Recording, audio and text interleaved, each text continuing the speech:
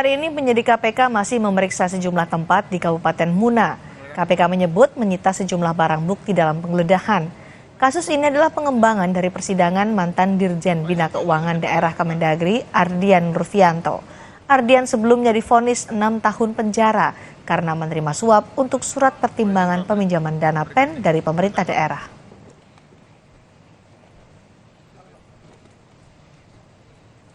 Lalu bagaimana konstruksi perkara suap dana pemulihan ekonomi nasional atau PEN yang menjerat Bupati Muna, Sulawesi Tenggara?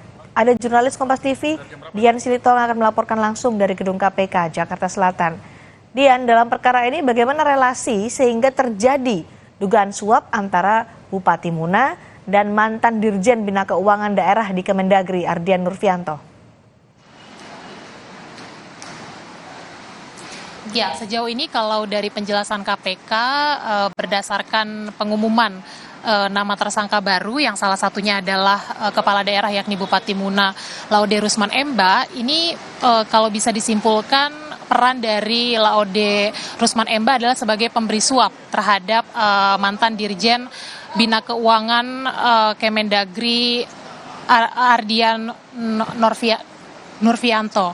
Nah, selain dari Bupati Muna, ini juga KPK menetapkan satu tersangka lainnya yang merupakan pihak swasta yang diketahui juga sekaligus merupakan Ketua DPC Gerindra Kabupaten Muna, Laude Gomberto. Jadi memang ada dua tersangka baru dalam pengembangan kasus dugaan suap pengurusan dana pinjaman pemulihan ekonomi nasional.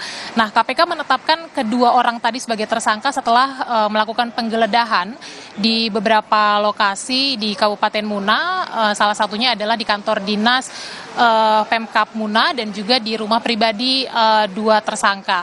Nah, dalam proses penggeledahan ini KPK berhasil menyita barang sitaan, diantaranya berupa dokumen, kemudian juga alat elektronik yang kedua barang sitaan ini bisa menjelaskan atau menerangkan tindakan pidana yang dilakukan oleh kedua tersangka.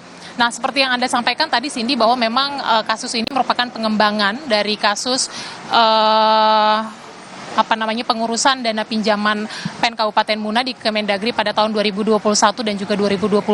Jadi sebelumnya Bupati Muna ini memang sempat atau pernah diperiksa dalam kapasitasnya sebagai saksi untuk perkara yang sama pada Juni 2021. Nah, pada tahap penyidikan pertama ini KPK sebelumnya juga sudah menetapkan sejumlah tersangka, diantaranya tadi ada Ardian Nurfianto yang merupakan mantan Dirjen Bina Keuangan Daerah Kemendagri, dan kemudian juga ada mantan Kepala Dinas Kabupaten Muna, Syukur Akbar, yang keduanya juga statusnya saat ini sudah terpidana karena kasusnya sudah disidangkan, dan kemudian juga KPK menetapkan adik dari Rusman Emba yakni Rusdianto Emba dan juga Kepala Badan Kepegawaian dan Pengembangan SDM Kabupaten Muna, Sukarman Loke, sebagai tersangka. Tentu kita akan nantikan sesungguhnya seperti apa detail keterlibatan dari Bupati Muna dalam kasus atau perkara suap pengurusan dana pinjaman PEN ini.